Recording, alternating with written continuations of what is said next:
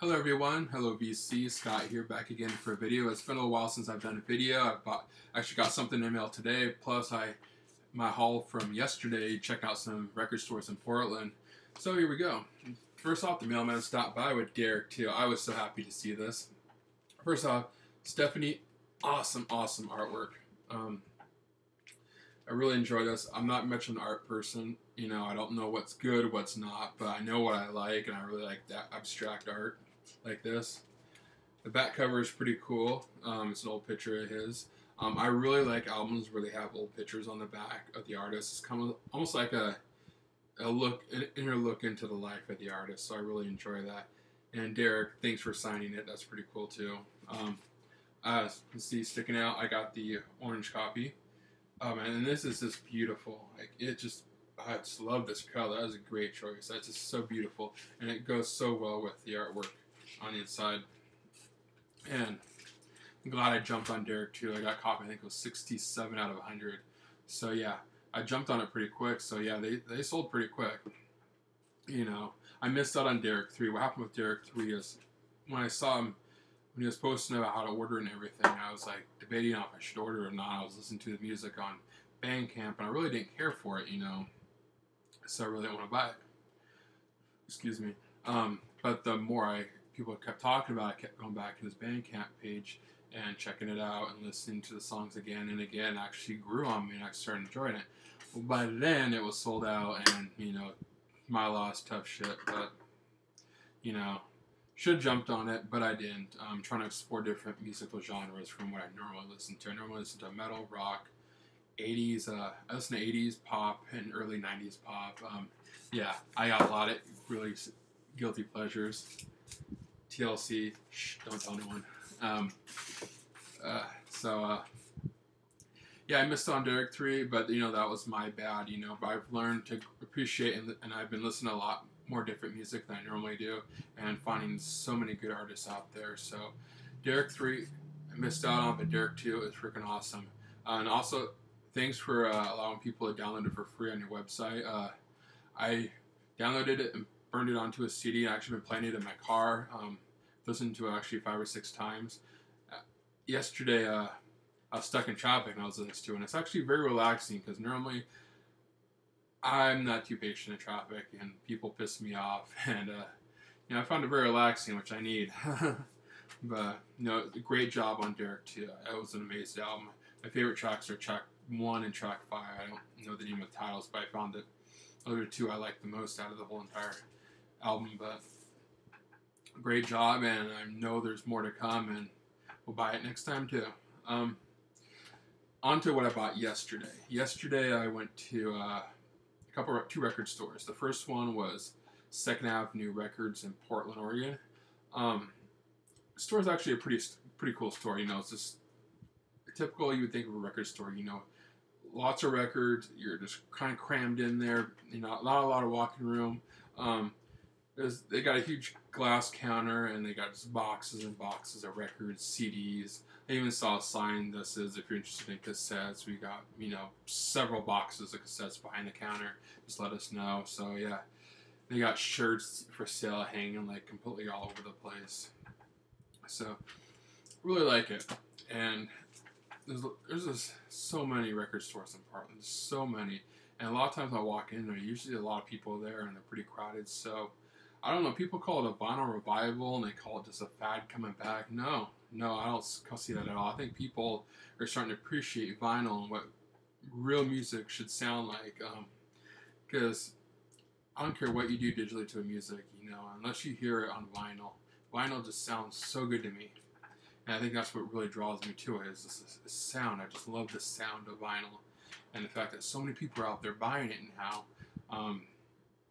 Which I know constantly increases prices on stuff and what they're worth, but it just means that it's going to stick around, and I hope it always sticks around, you know, because I'm not going to get my records up, you know, ever.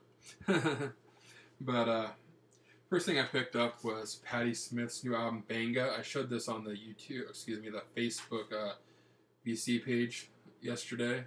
I've been a huge Patti Smith fan for a long time. Actually, about 7-8 years ago, when I was in my 24, 25 years old at the time.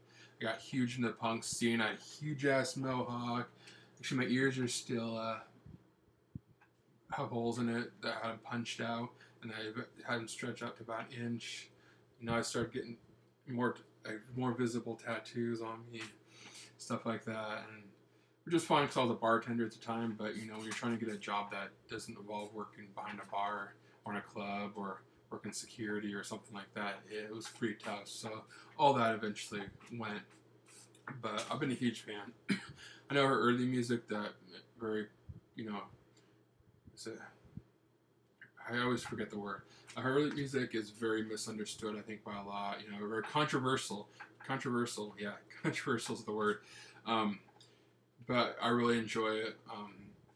I get, and everyone has heard about CBGB's, that huge punk venue in New York City that I closed down. I can't remember what year it closed down, but she was actually the last person to perform there on the last night, so that was cool too.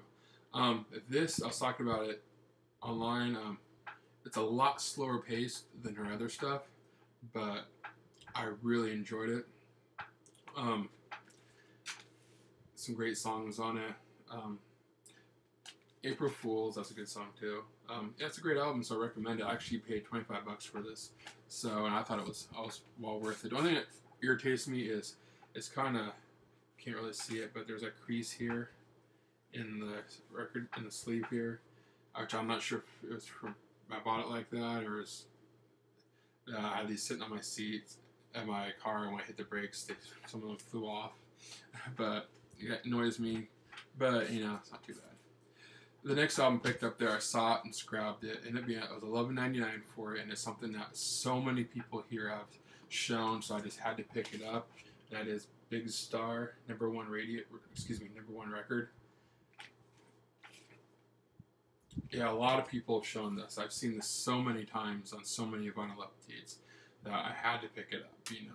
And I found this, it was brand new, still sealed and everything for $11.99, so I thought that was worth it. I really like this, you know. VC, you guys did me right.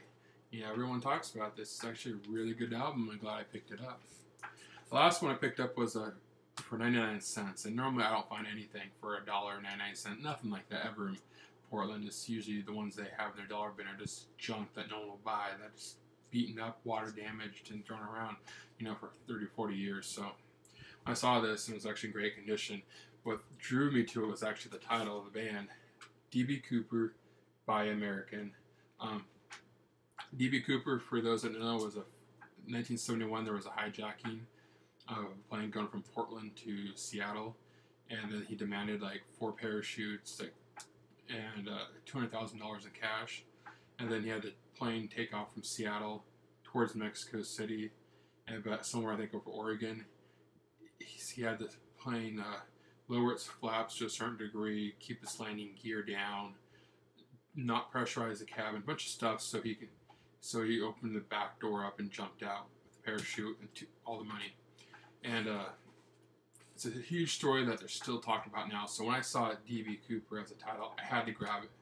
And I couldn't find much online about the band. They made a couple albums in 1980 and 1981. They're from Santa Barbara, California, and I can't find anything. I don't know if they're still around today or what's going on, but I actually really like this album. It's like rockish, power pop music, so it was actually a really good album, and I'm glad I picked it up, and it was well worth it. And if you ever have any spare time, look up the D.B. Cooper story. It's a pretty cool story, you know, and the guy, they never found the guy. Like, they don't know if he died or if, you know, I think they found some of the money, but they never found him. He just disappeared, and no one's ever heard from him or seen him since. I don't know if he's alive or dead or what, so your time, look up the story. That was the last one I picked up there. The next one, I went to another one that I was actually just talking to Valna Fear about, and that was Crossroad Records, and I think more towards the east side of Portland, in the Hawthorne district, which is kind of the hippiest district of Portland. A couple people recommended that store to me. He was telling me about it, and I think on Record Store Day, I remember someone online was telling me about it too. And it's pretty almost like a consignment shop for records. There's like 30, 35 sellers that sell records in there. And so we're on the price tag. They have like a code like JJM or XXT or something, which I guess so the money goes to it. I don't know, but it's crates and crates and crates and crates of records. You know, there's ones underneath. You know, you can literally spend hours there digging.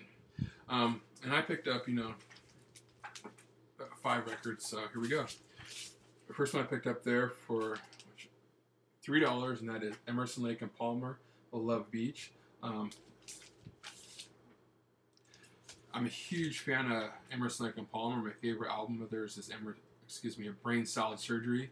I couldn't find that there. I actually found one there, but it was in crappy condition and it didn't have the insert booklet with it or nothing, so I didn't buy it. But yeah, Love Beach is actually a really good album. I know a lot of people didn't like this. There's a lot of people shit talking this because it wasn't as progressive as some of their other music was, I guess, or it's a different stuff. It sounds quite a bit different than what their other albums sound like. So I think a lot of people talk shit about this, but I enjoyed it.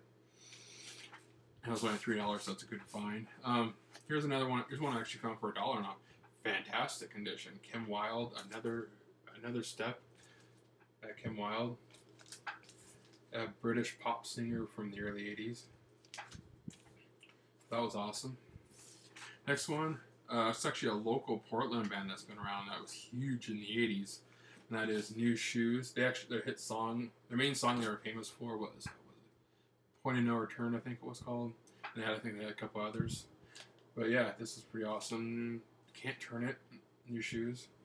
It's actually even signed by Valerie Day and what's the name? Towner Galler. Sorry if I'm saying that name wrong. Towner is the drummer. Valerie Day is the vocalist. It's actually Valerie Day. I cannot remember her husband's name. It's actually a duo group. So yeah, $6 and it's signed. So that was pretty cool. Here's another $1 find. That was Helen Schneider with The Kick. Some random thing. The reason I bought it was to be cool. The rocker chick on the front, and I really can't find a whole ton of information about her online. She does have a website, but her music nowadays isn't rock; it's jazz. So all of her website is pretty much her current music lined up, pretty much, which is jazz music. So I'm not sure if this is even on a CD or digital or anything like that. I think it's just on vinyl. But yeah, you know, I'm glad I picked this up. It was $1. It was well worth it. And it's one of the things that, you know, not all music's going to be available in other formats too. So vinyl, you're around for everybody. The last album I picked up is Jimmy Buffett, Last Mango in Paris. I picked this up for $4. It's near mint condition. It's a huge Jimmy Buffett fan. Actually, I even have a tattoo to prove it. Parrot drinking a margarita. So, yeah, I'm a huge Jimmy Buffett fan ever since the first time I was back in high school. I went sailing with a buddy of mine and his family. Everyone up there listened in the Puget Sound was listening to, you know, Jimmy Buffett and Bob Marley and, you know, James Taylor and stuff like that. And so that's what drew me to Jimmy Buffett's music. I've been listening to it ever since. I know a lot of people call him a sellout because he's such a shrewd businessman now, and he's marketing the Margaritaville name onto food and more than just clothing, liquor, beer, all sorts of stuff. But you know what? All I say is, you know, he sells a lifestyle, and people buy into that lifestyle, and they have fun, and that's what it's all about. So, anyways, this is actually the second time doing this video, and because last time it was like 20-something minutes long. And I guess YouTube gives you a 15-minute time limit. So I'm almost to time limits. So anyways, thanks for watching and see you next time.